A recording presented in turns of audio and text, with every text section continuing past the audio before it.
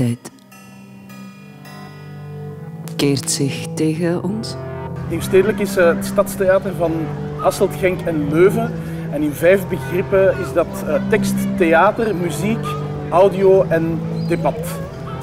En dat doen we in heel Vlaanderen en ook internationaal. Ja, wij moeten zwijgen. Ik word hier zat. We zijn op dit moment heel druk bezig met de zomerfestivals. We hebben net een ontgoocheling gespeeld op de Zomer van Antwerpen. We staan nu hier in Oostende op Theater aan Zee, waar we Groep Diane spelen. Dan gaan we met Zigzagkind in Tongeren op Moment spelen en op Cultura Nova in Heerlen.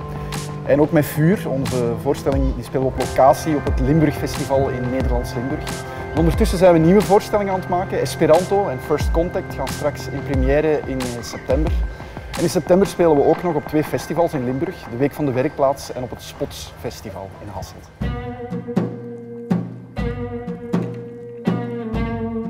Ondertussen op de speelplaats stelt een andere ploeg een schuifladder op.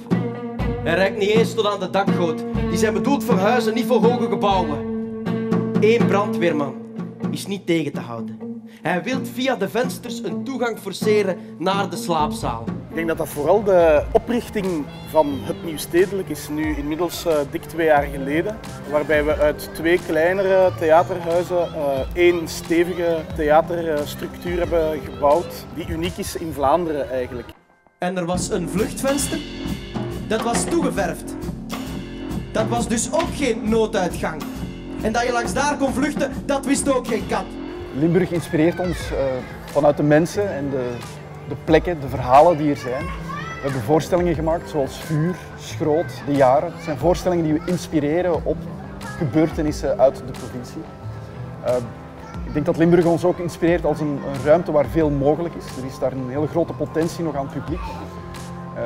Ze spreken wel eens van de leegte of het braakland dat er is. Wij zien dat als een uitdaging om dingen mogelijk te maken.